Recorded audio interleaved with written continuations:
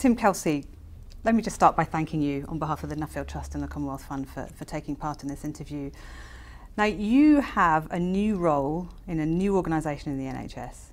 Can you tell me what it is?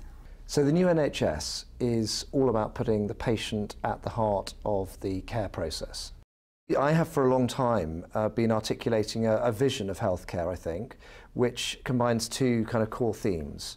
And the first of those is transparency. And in fact, just before I did this job, I was working for the British Prime Minister, developing transparency policy across government.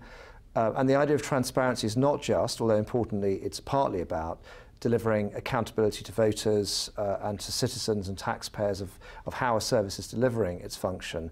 But much more critically, it's about improving the liquidity of data so that, for example, a doctor can derive business intelligence from data, or a patient is able to interrogate information and data in order to make better choices or make more informed decisions. So transparency is a deep concept to do with the liquidity of data, and that at one level, of course, is about technical standards. It's about delivery of a new data infrastructure that joins up data across different care contexts. And the second theme, if the first one is transparency, is participation. So this is again a kind of a deep concept that involves not just asking the patient what they think, but very literally in real time engaging the patient in the design and delivery of services. And these two concepts, to my mind, are the fundamental sort of pillars of customer service. So my role is to deliver transparency and meaningful participation with a view to designing a whole new sort of customer service offer for the National Health Service. I think it's fair to say that most clinicians and professionals working in the NHS are not used to this approach. How are you going to help them implement the sort of ideas that you've got?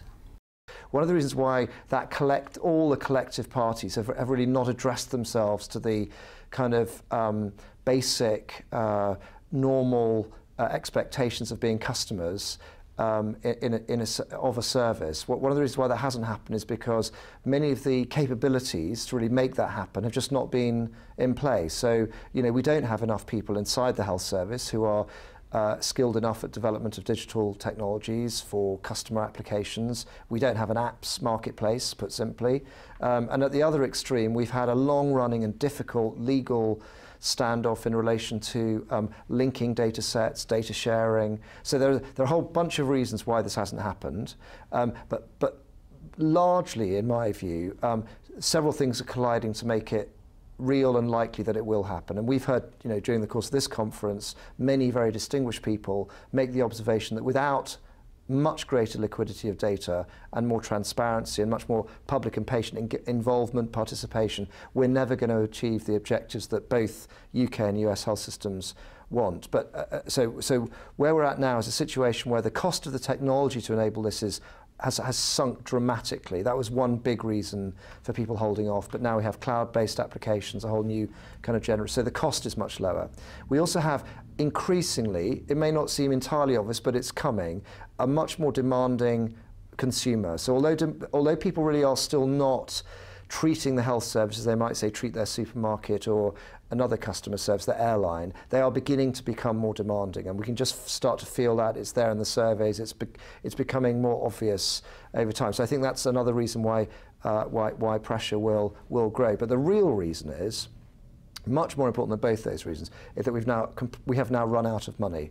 And on the provider, the doctors and the managers are now looking, I think, to new options for delivering more productivity, better value for money, and obviously the most obvious one, which hasn't really been tried so far, is just to have much better information about services provided, so that one can compare one service to another, basic management information, and those tools should help us drive much greater and more targeted productivity. Seems a bit sad that we sort of only get to that recognition at this point, but it is where we've got to. So I think the financial or fiscal realities are now forcing people to take much more seriously the absence of data in their working lives, and that will speed up the process by which both the data flows, the participation follows, and we end up with a much more modern customer service. So give me an example of an app that would make a service or an individual clinician more productive? So the root of future health services, and arguably of many other public services as well, certainly consumer-facing public services, is giving the person access to their own data. It is the fundamental. We'll come back in 10 years' time and be astounded that it took us so long to give patients access to their own records.